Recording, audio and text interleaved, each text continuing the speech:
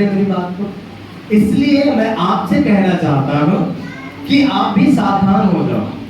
आपके पीछे भी शत्रु पड़ेगा। जब आप सही तरीके से परमेश्वर की अधीनता में जीना शुरू करेंगे तो आपके पीछे शत्रु पड़ेगा। जब आप आशीषित होने लगेंगे तब शत्रु आपके पीछे पड़ेगा। इसलिए आपको सावधान होने की जरूरत है। बाइबल कहती है मेरा जुआ अपने ऊपर था। प्रभु यीशु मसीह ने इस बात को कहा।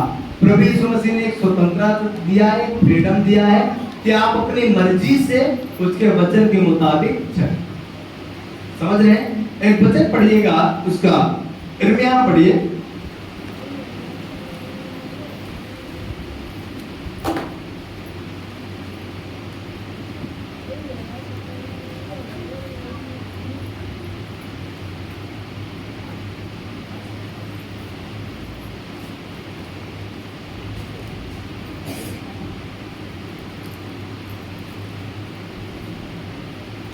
इकतीस का 25 पढ़िए यिर्मयाह।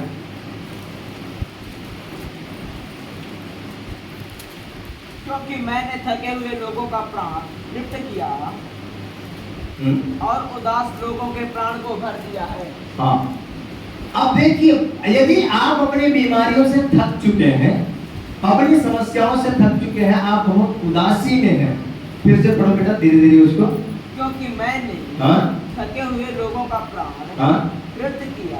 हाँ, थके हुए लोगों के प्राण को क्या किया परमेश्वर ने? क्या किया है? क्या किया है? तृप्त किया है। आपका प्राण यदि थक चुका है बीमारियों से, आपका प्राण यदि समस्याओं से थक चुका है, तो आपको क्या करना है? परमेश्वर के पास आपको जाना है और कहना है कि प्रभु अब ये दर्द मुझसे सहन नहीं होता। परमेश्वर आपके प्राणों को तृप्त करेगा। और आगे, और उदास लोगों के प्राण को, और उदास लोगों के प्राण को भर दिया है। हाँ, हालेलुया। अब उसका यिर्मयाह 6 अध्याय उसका 16वां वचन को पढ़ दो।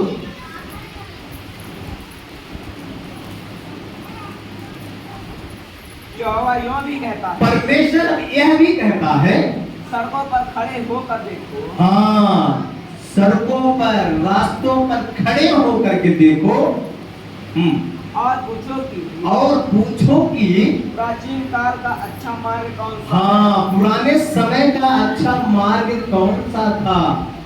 आप समझ रहे हैं कि क्यों ऐसा लिखा है? सड़कों पर खड़े होने का मतलब, सड़कों पर खड़े होने का मतलब अब्राहम से सीखो, याकूब से सीखो, इसहाक से सीखो, दाऊद से सीखो। समझ रहे हैं? रूत से सीखो, एस्तेर से सीखो। समझ रहे हैं? इनसे सीखो कि कैसे ये चले थे, कैसे इनका चाल चलन था। इसलिए बाइबल कहती है कि सड़कों में खड़े होकर के और पूछो कि पुराने लोगों का सही मार्ग, पुराने समय का अच्छा रास्ता कौन सा था। आगे, उसी में चलो, उसी में चलो और तुम अपने अपने मन चैन पाओगे। चैन पाओगे। हालेलुया। आप पूछिए परमेश्वर के वचन में, आप देखिए कि लोग कैसे चाल चलते थे और उस चाल को आप सीखिए, वैसी चाल आप चलिए। तब अपने मन में आप क्या पाओगे? विश्राम पाओगे। तब अपने मन में आप क्या पाओगे? चैन पाओगे। हालेलुया, है ना? हमने बताया ना कि यीशु मसीह का जुआ उठा लेने का मतलब यीशु मसीह के रास्ते में चलना। और बाइबल यहाँ कहते हैं यिर्मयाह में कि पुराने समय में लोग कैसे चले थे, उनके रास्तों को आप देखो, उसी मार्ग में आप चलो। इसका मतलब ये है कि यीशु मसीह का जुआ जब आप कंधे पे ले लेंगे तो जो मार्ग यीशु मसीह ने बताया आपको, उसी मार्ग पे आप चलो, उसी रास्ते पे आप चलो। बाइबल ये कहती है हमें और आप। Hallelujah, hallelujah. आज सबसे ज्यादा समस्या इसलिए मनुष्य के जीवन में है, इसलिए विश्वासियों के जीवन में है, क्योंकि वो प्रभु के वचन के अनुसार नहीं चलते। एक दिन एक जन से मेरी बात हो रही थी और मेरी बात हुई, वो प्रभु के पास आए थे, बपतिस्मा लिए, प्रभु में मजबूत थे, लेकिन आज वो प्रभु के पूरे खिलाफ है और उनकी दशा इतनी खराब हो चुकी है कि बद से भी बदतर हो चुकी है ना। मेरी बात को समझिएगा, लोग जानने के बाद भी प्रभु की अधीनता में नहीं चलते, है ना। बाइबल में रोज सुनते हैं कि हमें क्या नहीं करना चाहिए, हमें गाली नहीं देना चाहिए, फिर भी लोग गाली देते हैं। देते हैं कि नहीं देते? देते हैं। इसका मतलब प्रभु का हम आदर कर रहे हैं, फिर क्या कर रहे हैं? हम प्रभु का निरादर कर रहे हैं। कैसे आपको आशीष देगा प्रभु, बताइए, बोलिए ना भाई। आपके वचन कहता है कि गाली नहीं देना चाहिए, फिर भी आप गाली दे रहे हैं, तो इसका मतलब ये है कि प्रभु का आपके अंदर कोई डर नहीं। तो प्रभु आपको काहे के लिए आशीष देगा, बोलिए ना। दूसरी बात, रोज आप बाइबल में पढ़ते हैं या हफ्ते में एक दिन तो सुनते ही हैं कि हमें क्या नहीं करना चाहिए, हमें झगड़ा नहीं करना चाहिए, फिर भी हम क्या करते हैं? फिर भी हम झगड़ा करते हैं कि नहीं करते? अभी एक परिवार में एक दिन हम लोग बैठे थे और वो प्रिंसिपल थे, लेकिन उनका जमीन कोई किसी से वो लिए थे, वो ठाकुर समाज के हैं, लेकिन बाद में उनको जितनी जमीन वो दिए थे उतना देने के लिए वो मना किए, बोले हम उतनी नहीं, तुम्हारी इतनी ही है, तुम्हारा यहाँ से है। लेकिन कई बार अर्जी देने के बाद पटवारी आरआई सब आए, नफित हुआ, सब हुआ, लेकिन वो क्या करके रखे थे? वो गुंडों को बुला के लाए थे कि ये लोग कुछ बोलेंगे तो इनको मारेंगे, और वो लोग पूरा लैस आए थे, रिवाल्वर वगैरह सब उनके पास था। ये लोग कुछ नहीं बोले, और जिनकी जमीन है वो मसीह, वो मुझसे बताने लगे। मैंने कहा भैया आप छोड़ दो, बोले 3 डिसमिल हमारा वो ले लिए। हमने कहा कोई बात नहीं, आपका 3 डिसमिल ले लिए ना। मैं विश्वास के साथ कहना चाहता हूँ, यदि परमेश्वर के साथ आप ईमानदार हैं तो 3 डिसमिल का कई गुना परमेश्वर आपको दे सकता है। क्या आप विश्वास करते हैं? उन्होंने कहा जी मैं विश्वास करता हूँ कि प्रभु मुझे दे सकता है। मैंने कहा आप कुछ मत करना, आप छोड़ देना, जितना आपको मिल गया है समझ लो उतना ही आपका था। आप कोई विवाद मत करना, कोई लड़ाई मत करना। उन्होंने कहा हम कोई लड़ाई नहीं करेंगे, कोई विवाद नहीं करेंगे, जितना हमें बता दिया गया अब हम उतने से ही ले लेंगे। ताकि आरआई, पटवारी, कानून वो सब थे और सब कह रहे हैं कि इनका यहाँ से है। वो ठाकुर बोला नहीं है, यहाँ से हम नहीं देंगे। यहाँ ताकि लपित में वो कह रहे हैं कि यहाँ से इनका आ रहा है, 3 डिसमिल इनका यहाँ है, फिर भी वो देने के लिए तैयार है। इसको क्या कहते हैं? जबरदस्ती, है ना। लेकिन अब मसीह लोगों का क्या काम है? क्या ऐसी बातों में हमें लड़ना है? लड़ेंगे तो क्या होगा, है ना। खूना खच्चर होगा, कत्ल होगा, उससे क्या फायदा होगा? कोई फायदा होगा? कोई फायदा नहीं होगा। तो हमें छोड़ देना चाहिए। यदि आप मसीह में हैं तो विश्वास के साथ आप खुदा के सामने जाइए और कहिए प्रभु अब जो कुछ भी मेरे साथ हो रहा है प्रभु आप इसका न्याय है, अब मैं आपके न्याय में हम इसे छोड़ देते हैं। बाकी परमेश्वर का काम है, वो न्याय कर लेगा, वो आपको पलटा ले लेगा। लेकिन हम कई बार खुद सब कुछ करने की कोशिश करते हैं। कई बार हम ही सोचते हैं कि हम ही अब सब कुछ कर लेंगे। अब परमेश्वर के हाथों में छोड़िए, है ना। कोई यदि नहीं मान रहा है, प्रेम से आप उसको कह रहे हैं, समझा रहे हैं, यदि नहीं मानता है, वो कहता है नहीं हमारा यहाँ से है तो ठीक है भाई तुम ले लो, तो कभी सुकून से नहीं रहेगा, कभी वो चैन से नहीं रहेगा, है ना। तो सबसे बड़ी गलती ये है कि हम परमेश्वर की अधीनता में नहीं चलते। बाइबल कहती है गाली मत देना, हम गाली देते हैं। बाइबल कहती है झगड़ा मत करना, हम झगड़ा करते हैं। बाइबल कहती है कोई भी नशा हमें नहीं करना है, तो हम रोज सुनते हैं, रोज पढ़ते हैं, फिर भी हम नशा करते हैं। करते हैं कि नहीं करते? बहुत सारे लोग हैं फिर भी नशा करेंगे, फिर भी शराब पिएंगे, फिर भी गुटखा खाएंगे, पर जब समस्या आएगी तब कहाँ जाएंगे? प्रभु के पास। फिर प्रभु से प्रार्थना करेंगे, फिर प्रभु कैसे सुनेगा आपकी प्रार्थना, है ना। बाइबल में स्पष्ट रूप से लिखा है व्यभिचार करना पाप है, और बाइबल में सबसे बड़ा पाप क्या गिना गया है? व्यभिचार। लिखा है बाकी पाप शरीर के बाहर है, व्यभिचार शरीर के अंदर है, फिर भी लोग व्यभिचार करते हैं। एक दिन किसी ने मुझसे बताया मैंने पूछा उसके बारे में, वो यहाँ की नहीं है लेकिन फिर भी मैं उनको जानता हूँ। मैंने पूछा तो उन्होंने कहा वो तो अपने पति को छोड़ के दूसरे के साथ चली गई। एक ऐसी औरत की बात हम कर रहे हैं जो बपतिस्मा शुदा है, जिसने बपतिस्मा लिया।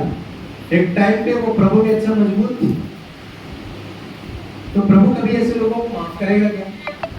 अभी ऐसे लोग ये सोचे कि नहीं हम प्रभु के पास जाए, प्रभु से कहें प्रभु मुझे माफ कर और मुझे चंगा कर, तो क्या प्रभु ऐसा करेंगे? अरे तुमने सुना था कि व्यभिचार करना पाप है, फिर भी तुमने किया, तो ऐसे लोगों को कभी प्रभु माफ नहीं करेगा। तो आज समस्या में पड़े रहने का मेन कारण है, आज जो लोग समस्याओं में पड़े हैं ना, मेन कारण है वो प्रभु की अधीनता में नहीं है, प्रभु की अधीनता में वो जीवन नहीं जी रहे हैं। आज भी चोरी चोरी चुपके चुपके इधर उधर बातें चलती रहती हैं, पति की चोरी में, पत्नी की चोरी में, सब बातें चलती रहती हैं। इसीलिए तो मोबाइल में बहुत सारे कोड लगे हुए हैं, है ना। मैं बार बार उस बात को रिपीट कर रहा हूँ, वहां से आप निकलिए बाहर। यदि आप वहां से बाहर नहीं निकलेंगे तो कभी भी आप परमेश्वर के राज्य में प्रवेश नहीं कर सकते, कभी भी परमेश्वर आपको आनंद नहीं दे पाएगा और कभी आप आनंदित नहीं रहेंगे। आप किससे बात कर रहे हैं आपके परिवार को मालूम होना चाहिए, आपके पत्नी को मालूम होना चाहिए आप किससे बात कर रहे हैं। आप यदि किसी से बात कर रहे हैं वो आपके पति को मालूम होना चाहिए कि आप कहाँ बात कर रहे हैं। लेकिन आजकल बात करने के बाद नंबर डिलीट, नंबर सेव नहीं है मोबाइल में, मैं जानता हूँ काफी लोगों को नंबर सेव नहीं है, बात करने के बाद नंबर डिलीट, चैट करने के बाद सारे चैट डिलीट, नहीं तो ऐसे ऐसे कोड आए, आप कोड लगा दो, आपकी चैट कोई दूसरा नहीं पढ़ सकता, समझ रहे हैं। जिसको आपने भेजा वही पढ़ सकता, दूसरा नहीं देख सकता। ऐसे ऐसे कोड है मोबाइल में, समझ रहे हैं। ऐसे लोग कभी भी परमेश्वर के आशीष नहीं पाएंगे, ऐसे लोगों को परमेश्वर कभी माफ नहीं करेगा। अभी भी समय है, अभी वक्त है, हम सुधार लें अपने आप। इसीलिए आज मसीह लोग आशीषित नहीं हो रहे, यही मेन कारण है, यही मेन कारण है। जिसकी मैं बात कर रहा हूं उसका बेचारा पति फोन करके और किसी से कहा कि आप इसको समझा दो, लेकिन किसी की बात उसने नहीं मानी। वो आखिरकार फालतू बात करते करते उसको छोड़ के दूसरे के पास, दूसरे को छोड़ के तीसरे के पास, तीसरे को छोड़ के चौथे के पास, और पता नहीं है वो कहाँ के धक्के खा रही है। मेरे कहने का मतलब ये है, आप परमेश्वर की अधीनता में नहीं चलेंगे तो कभी आप चैन से नहीं रह सकते और आपको कहीं भी सुकून नहीं मिलेगा, नहीं मिलेगा। इसलिए मैं आपसे कहना चाहता हूं, आप सही जीवन जीना शुरू करें, सही जीवन जिए, रोज माफी मांगे परमेश्वर से और रोज एक निर्णय लें और एक गलती को रोज आप छोड़ने की कोशिश करें। आप कहिए प्रभु से, आप प्रार्थना, आप यदि आपसे गाली नहीं छूट रहा ना, आप प्रभु से प्रार्थना करके कहिए प्रभु आज मैं निर्णय लेता हूँ, आज मैं निर्णय लेती हूँ, आज के बाद कोई भी आप शब्द मेरे मुंह से नहीं निकलेगा, इस पर मुझे विजय दीजिए आप। और उस दिन से आप कोशिश करिए, आप 1 महीने तक आप कुछ भी मत बोलिए, देखिए आने वाले दिनों में ऑटोमेटिक आपके मुंह से कभी गाली नहीं निकलेगी, कभी नहीं निकलेगी। लेकिन कोशिश नहीं करते आप करने के लिए ना, इसीलिए लोग परेशान हैं। इसीलिए लोग कहते हैं कि मुझे 1 साल हो गया, 2 साल हो गया, 5 साल हो गया, यीशु मसीह में कोई फायदा नहीं हो रहा। और इसीलिए मैं कहता हूँ भैया 5 साल तो कम है, 50 साल भी रहोगे तब भी कुछ होने वाला नहीं, क्योंकि आपने मसीह के अनुसार जीवन ही नहीं जिया, आपने मसीह के अधीनता में जीवन नहीं जिया, आप मसीह के अनुसार चले ही नहीं, और आप मसीह के अनुसार नहीं चलोगे तो आपको कभी आशीष नहीं मिलेगी। आप चल के देखिए ना, कितना आनंद आपके पास होगा, है ना, बहुत बड़ा आनंद आपके पास होगा। जेब खाली होने के बाद ही आपके पास आनंद आएगा। मेरी बात को समझ रहे हैं नहीं समझ रहे? जेब खाली होने के बाद भी आपके पास आनंद आएगा और सामने वाले को डर आएगा, है ना, सामने वाला डर जाएगा। और आपका जेब खाली है तब भी सामने वाले को ये लगेगा अरे इनके पास बहुत कुछ है ना, इनसे आप पंगा मत लेना, इनके पास बहुत कुछ है ना। मैंने सुना है और बाइबल भी कहती है कि तुम्हें देखकर लोग डरेंगे। समझ रहे हैं ना? जब आप परमेश्वर के वचन के मुताबिक काम करेंगे तो आपको देख करके लोग डरेंगे, लेकिन आपको करना है परमेश्वर के वचन के अनुसार काम, परमेश्वर के वचन के अनुसार जीना है आपको। Hallelujah, hallelujah, hallelujah. तो आज से क्या करना है? परमेश्वर के जुआ को अपने ऊपर ले लेना और उसके अधीनता में चलना है। उसके अधीनता में नहीं चलेंगे तो क्या होगा? उसके अधीनता में नहीं चलेंगे तो पैना लगेगा, और पैना में पटकनी भी रहती है। पटकनी कितने लोग देखे हैं? पटकनी, अच्छा कुछ लोग पटकनी नहीं जानते, ये बच्चे नहीं जानते पटकनी। पटकनी चमड़े की होती थी और पैना का जो डंडा होता था उस डंडे में पैना भी इनको नहीं मालूम है।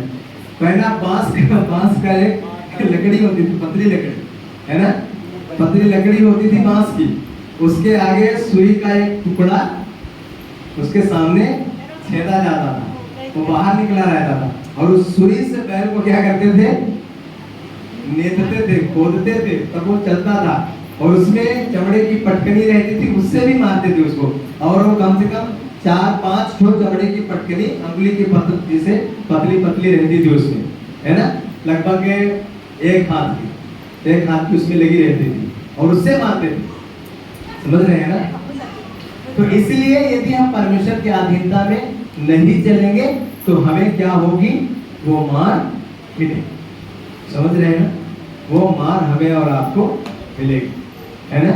इसलिए इस बात को समझने की बेहद आवश्यकता और जरूरत है।